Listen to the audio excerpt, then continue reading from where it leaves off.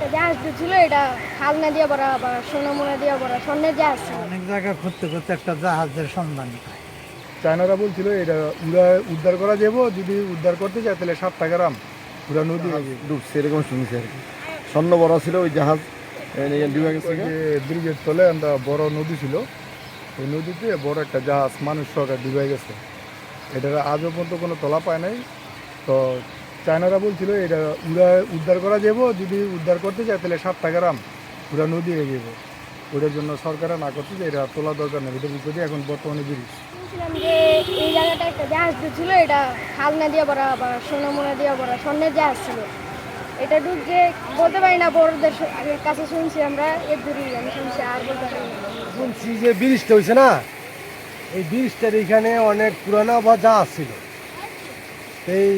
এইটা নাকি উড়াইতে অত্র এলাকা সব আপনার সরাইতে হইব, যার জন্য মনে হয় সরাই নাকি। আমরা শুনছি যে এখানে একটা জাহাজ বুঝছিল জাহাজ আছে, এই ব্রিজ করতে নাকি এরা পাইছে, আমরা শুনছি আর কি। এরকম একটা জিনিস যে এখানে ব্রিজের গোড়ায় কিছু আছে এটার ভিতর মানে মানে বিদেশি মাল ছিল, এই মানে অনেক মালামাল ছিল, এটি আমরা জানছি, কিন্তু এটা তারা উদ্ধার হয়নি, এটা মানে মাটির তলে আছে এখন। এটা সিং নদী ছিল, হ্যাঁ, তখন নাকি এখানে বড় একটা স্বর্ণের জাহাজ ডুবছে এরকম শুনছি আর কি। স্বর্ণ বড় ছিল ওই জাহাজ ডুবে গেছে।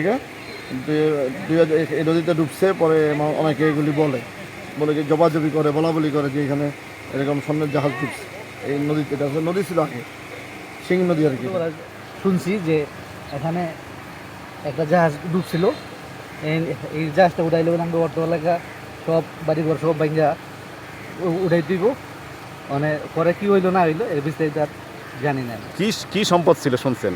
শুনছি যে স্বর্ণের জাহাজ নাকি এখানে ডুবছিল, পরে এই স্বর্ণের জাহাজটা উঠাইতে গেলে বিভাগ ক্ষতি হয়ে যাবো, এই জন্য আরও উঠায় নাই, পরবর্তী কথা জানতে পারি।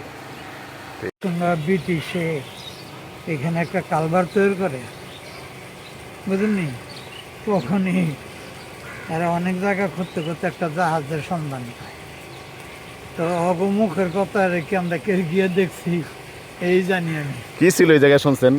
না, এই যে শুনছি যে উনি যেন পাইলিং করে ইয়াগারে কিনা করে, হ্যাঁ ঠিক আছে, পাইলিং করে ইয়াগারে, তখন গিয়ে একটা জাহাজ পায়।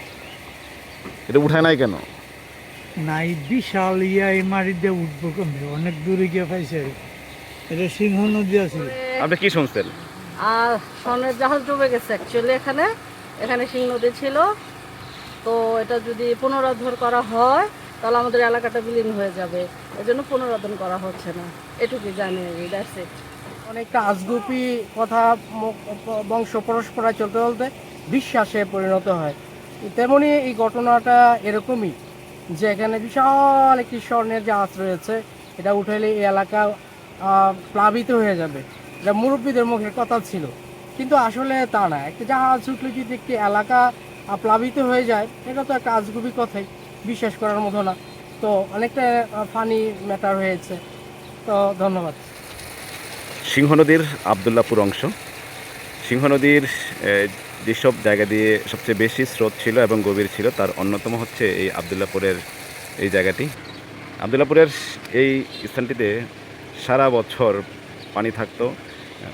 আমরা দেখেছি 15-20 বছর আগেও এখানে প্রচুর স্রোত ছিল এবং পানি ছিল। কথিত আছে এখানে এই আবদুল্লাপুরের এই জায়গায় সুলতানি আমলে একটি জাহাজ ডুবে গিয়েছিল। কথিত আছে পরশ পাথরের, সেখানে পরশ পাথর ছিল এমন একটি কথিত আছে। তবে এটি শুধু মানুষের মুখের কথাই, এটি এর সত্যতা নির্ণয় করা হয়নি। আর যে সিংহ নদীর উপরে, যে সিংহ নদী নিয়ে এই লোককথা রয়েছে, সেই সিংহ নদীর উপর দিয়ে এখন চলছে ঢাকা মহাসড়কের হাজার হাজার গাড়ি, এবং সেখানে গড়ে তোলা হয়েছে ব্রিজ। পাশাপাশি দূষণে এবং দখলে কিন্তু এই জায়গায় এখন আসলে বিলীনের পথে, চারদিকে দখল আর দূষণ।